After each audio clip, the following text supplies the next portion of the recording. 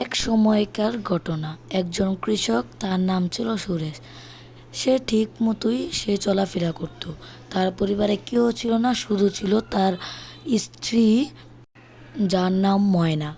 তাদের পরিবার খুব ভালোভাবেই চলছিল। কিন্তু একটা দিনে সে কোনো কাজ করতে পারছিল না।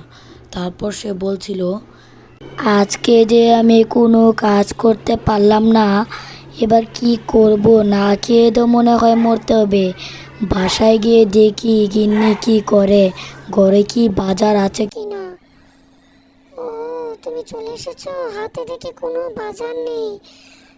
এখন খাবো কি আর? আরে আজ কোনো কাজ খুঁজে পাই নাই, তাই কোনো বাজার নিয়ে আসতে পারি নাই। দেখি আমি আবার যাচ্ছি, বাইরে থেকে দেখি কোনো কাজ পাই নাকি, পেলে ঘরে বাজার নিয়ে আসবো। বউকে কথা দিলাম বাজার নিয়ে আসবো। এবার যদি ঘরে বাজার না নিয়ে আসি, তাহলে তো আজকে সারাদিন না খেয়ে থাকতে হবে। শহরের দিকে গিয়ে দেখি কোনো কাজ পাই নাকি। শহরের দিকে গেলে মনে হয় কোনো কাজ পাবো। এই তো শহরে চলে আসলাম।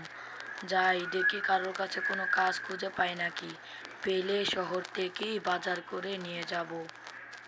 আরে এখান তো খুব সুন্দর একটা পাখি। পাখি, তুই জানিস আমার ঘরে বাজার নেই, এখন আমি কি করব? আরে আমি তো কথা বলতে পারি। তোর ঘরে তুই এখন গিয়ে দেখবি, তোর ঘরে আমি যে কালার, এই কালারের খাবার চলে এসেছে। যা।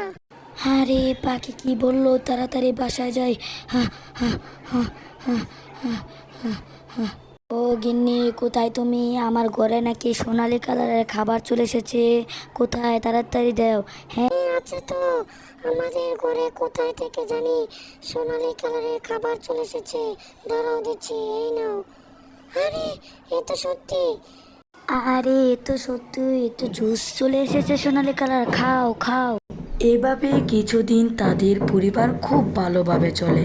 কিন্তু একদিন তারা যখন পাখির কাছ থেকে সব কিছু চেয়ে বড়লোক হয় এবং তাদের একটি মেয়ে হয়, সে মারা যায়। তোমরা চ্যানেলটিকে সাবস্ক্রাইব করবা।